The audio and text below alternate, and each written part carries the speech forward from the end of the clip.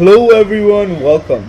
I am the game commentator for Gamebass, and this is Jurassic World, the game. Now, come on, if you're not familiar with this franchise, what are you doing? It's like the biggest dinosaur franchise in the world. There are a ton of movies about for this franchise, ton of games. This is a really nice game. There's a lot that this game has to offer. It kind of combines aspects from several different popular games. Let's see. Let's off the bat, we have a coin collection sort of thing that I think kind of gets inspired from Clash of Clans, where you have all these different these buildings, and you build them, and they give you cash, and you collect them, etc. But the main aspect about this game, of course, is the dinosaurs themselves. There's a whole list of dinosaurs that you can collect, you can hatch, you can upgrade them, you can evolve different dinosaurs, and it's really fun because there's different dinosaur types as well. Let's see, yeah. So this is a Triceratops. This is my favorite one. This one is a herbivorous. Let's see. This one is a Limnoceros. I'm probably not pronouncing that right, but this is an aquatic dinosaur. This is also one of my favorites. This is the Majungasaurus. This one is a carnivorous, and so as I said, there's different types of dinosaurs, and some have advantage over the others. Now, this is an aspect that I think gets inspired from Pokemon, because you have different Pokemon types, and some are stronger than the others. Some have advantages over the other types. It's the same way. So in this game, carnivores have advantage over the herbivores. Herbivores have advantage over this one. I can't remember what they're called. Plateosaurus, something. But it's the flying ones. Yeah. So I have all these different dinosaurs. I have a couple of them. If you go into a market right here, if you get a dinosaur card, you can hatch it here for free, or you can use this particular DNA currency to go out to specifically find this dinosaur card. It's basically buying this dinosaur card, this creature, if you don't already have it, or if you want another one to say evolve it.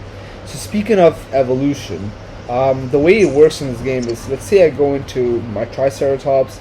As you can see right now, I have two of them, and one of them is a level 20. Now, the way I got it to this stage is I had to have two Triceratops that I combined to then form one evolved species.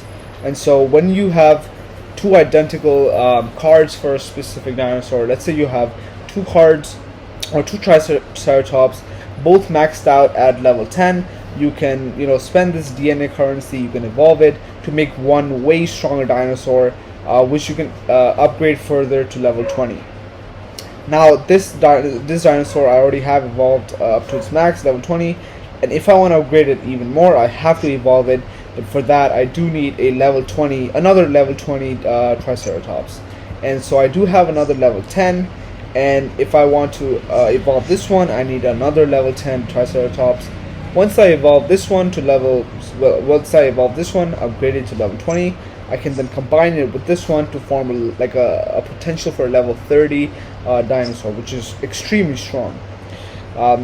Now, there are a couple of structures in this game. There's one of this. If you go into market but click this option, there's these structures. There's a fountain, security office, and as you get up in the levels in this game, you can unlock more and more structures that basically just help boost your XP and coin production. So as you can see, let's see, Jungle Bean Coffee Shop. I unlocked this one at level 6, which is what I am at right now, and this just gives you 420 coins per 30 minutes. So it's a passive income. As you're not playing the game, you can keep earning some cash, which is good because you can reinvest it into the game to build more structures. And the coins are also a very important currency. Another important currency is the food. As you can see, this is a structure that helps you generate food, and so with the coins, which is why it is important, you can activate this structure, which then puts on a timer, and in that timer it generates food, which is what you feed the dinosaurs to upgrade them. Alright, so Okay, this is the glossary. This is like a list of all the dinosaurs you have, obviously sorted according to different stats, characteristics. So like DNA cost, their attack strength, bunch of different things. So yeah, it's pretty nice. Let's see, you can go into battle. Yeah, the battle menu has a bunch of different options, but most of it you can only unlock at a certain level. And so for the first couple levels in the game, you can only play one game per level. So if you're at level 2, you can only play that specific level, so stage 2 battle. Once you get to say level 5, you can unlock this player versus player game mode, which is pretty awesome. Alright, so let's go ahead and play a game of player versus player. You can press challenge right here, and this is what I was talking about earlier with the hierarchy of the different types of dinosaurs. It shows you that the carnivorous dinosaurs have advantage over the herbivores. They have advantage over the flying ones, and those have advantage over the aquatic. But surprisingly, the aquatic have advantage over the carnivores. So I can choose 3 dinosaurs, and I want to be smart about it because I want to have a decently strong team. Of course, I'm going to go with my Majungasaurs, my carnivores, because that's like one of the strongest ones that I have. Of course, I'll go with the Triceratops. And for the last one, I can choose between either the flying one or an aquatic one. And I gotta be smart about it because although I like my Alenka, it's a very strong dinosaur. The Limoncelus is an aquatic, and it can have an advantage over the carnivores. So I'm actually going to go ahead with this one. And so now that I have chosen my team, there's 2 ways to play this game. Either you can spend this currency, which is like cash, bucks. You can spend 5 of those to play this game, or you can watch an ad, which is obviously smarter. So I'm going to go ahead and watch an ad, and we can start this game of duel. Alright, so we have our opponent. Seems like it's going to be a very easy win. The stats of my dinosaurs are way better, like mine are all maxed out, or most of them. And so for the battle itself, it's a combination of strategy, but also a measure of how good your dinosaurs are. So there's 3 options that you can choose for the type of attack that you want to do. It's either attack, block, or reserve. I only have 3 seconds. I'm going to go and click reserve, and I can tell you guys what they are. So reserve basically means you hold off your attack, and so that gives you like an extra attack next turn. And so right now it's my opponent's turn, and it chose to deal 2 damages. So okay, there we go. I got some health taken off. Now I have 3 attacks. Again, I can choose a combination of reserve, block, and attack. Now, when an opponent does nothing, it's usually either reserve or block or a combination of both. So you have to fight accordingly. I'm going to go with all 3 attack. Let's see, the opponent had 0 block, and so I dealt so much damage, it took down the entire dinosaur. Awesome. Okay, so it is the opponent's turn. Let's see what he or she does. Okay, so you can also swap dinosaurs, which is what my opponent just did. Okay. Alright, 1 attack. Okay, so because they had like 3 or 4 turns, essentially, I think 2 of them, maybe 3, and they dealt only 1 like attack, so that means they either had some reserve or some block, and so I have to like fight accordingly, because if I do like say 2 attack and they had 2 blocks, it would cancel out and I would do nothing. It would deal no damage. Let's see. Okay, they had 0 block. That's crazy. So all I did, okay, that was all attack. That's pretty easy. Nice. You can see this player is a noob because he or she doesn't know how to like block or reserve. Okay, so one of my dinosaurs got taken down, but that's alright. Right now, what I'm fighting against is the herbivorous, and so right now I have the I can swap and I can choose my aquatic one because that one has preference over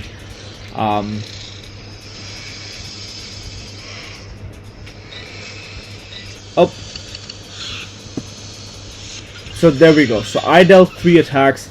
The opponent had 1 block, and so the net was 2 attacks, and so I dealt some damage. And so right now it's the opponent's turn. I wasn't sure if I have the upper hand or not, but it doesn't matter because ooh, okay, so my dinosaur got taken down, but that's alright because my opponent's dinosaur only has 5 health left, what I'm going to do is go with all attack. It doesn't even matter. And yeah, that's an easy win. Easy win. Just like that. Victory. So yeah, it really is kind of a measure of how good your dinosaurs are, but also a strategy. You know when to reserve, when to block. So after every game, we get this prize. Right now, I'm in the novice league, so I get the novice prize, which is not very good. So you can spin again to, if you don't like the prize that you got, so you just close off. So that was player versus player. As you win more games, you can climb these ranks. And so the prizes also get better. Right now I'm a novice. You can go up from novice to primary, intermediate, advanced, expert, and elite. And of course the prizes get insane. Like you get these crazy player packs with legendary like dinosaurs. It's pretty insane. And believe it or not, I actually do have a legendary dinosaur. If I go into this thing right here, this is the hatchery. So when you get a dinosaur card, and as I mentioned earlier, you can hatch it. It takes a certain amount of time for it to hatch, and so for like basic common dinosaurs, it takes like 5 to 10 minutes. But right here, from one of the games, I can't remember which one it was, I actually got a legendary dinosaur. But this one takes like over 3 days to like hatch, which is insane. Because I'm making this video right now, but I can't show you guys my legendary dinosaur. Like that one's gonna be so overpowered, it's insane. Now you also have missions in this game, which is very important to level up, because I've noticed that you can do a bunch of things to level up, like play missions and like play battles and stuff, but the missions are like really what kind of help you to like climb the ranks when it comes to levels. And so there's a couple missions. There's this lady who tells you to do things, Claire, but there's also like Vic. And so they both give you a couple missions. Let's go ahead and do a couple of them, and let's see if we can get to level 7. So Vic here wants us to have a jungle bean coffee shop, and I think I covered that earlier. Let's go ahead and buy one, and you can place it anywhere on the map. Let's see, I'm gonna go ahead and place it here. And one cool thing is you can like keep expanding your map, and I think one of them, that's one of the missions. There we go. Expand your park one time. We already got a reward for that one. But yeah, so when you level up, you can expand your map for like coins, which is definitely way better because coins are easier to earn in this game than cash. But if you don't want to wait until you level up, you can spend cash. Say you're running out of space, like you direly, urgently need some space, you can spend some cash to expand your map. So let's go ahead. We can go here. We just placed this coffee bean shop. Once again, it takes a certain amount of time for it to like complete like happening. You can watch an ad to like cut some time, or you can just spend some cash to speed up the whole process, but we're not going to do any of that. But yeah, once that's done, I'm going to complete this mission. I'm going to get 10 bucks as a reward, as well as a lot of XP. So Claire wants us to feed an herbivore 3 times. So let me show you guys what that's like. So I think I only have one herbivore, the Triceratops, and I have 2 of them. Both of them are maxed out. Both are ready to be evolved, so they cannot be fed right now, and so I cannot do this mission at the moment. If I were to get a different herbivore, it could be Triceratops or any other one, I can feed it, upgrade it. But yeah, so those are missions. It's a very good way to like level up, and as I mentioned earlier, when you level up, you can play the battle for that level. So yeah, it's continuous process. As you like level up, you can unlock a lot of these structures that you can place, expand your map. When you like scroll over, there's like a bunch of other islands that you can like unlock at a very high level. Let's show you guys that really quick. Just like this. This is the live arena. It's a game mode that you can unlock at level 40. The trade arbor you can unlock at level 50. So yeah, this game will essentially never keep you bored. You can go into these mystery packs, which is awesome, which is where you can use to unlock different dinosaurs. So let's go ahead and open this one. We got some food, we got some DNA, some cash, and awesome, we got a player card. So I can show you guys in real time what that's like. If I go into market, let's see. If I go into the dinosaurs, the creature market, and as you can see, I have this Alanka player card. I can hatch it, and it does require an incubator. And right now, one of them is already like being used, so I can't hatch it right now. But once this legendary dinosaur is has completed hatching, where is it? It's here. Yes. Once this one has completed hatching, I can hatch this one, and I will have another dinosaur. And just like I mentioned earlier, if I go into let's see, Alankor right here, I only have one of them. Once I find another one of those, I can upgrade both of them, evolve them, and I can combine it with this one to form a much stronger dinosaur. But yeah, that was Jurassic World, the game. It's a really good game. I hope you guys enjoyed this game and this video, this commentary. So yeah, check this game out on Gamebass. Thank you for watching. Enjoy.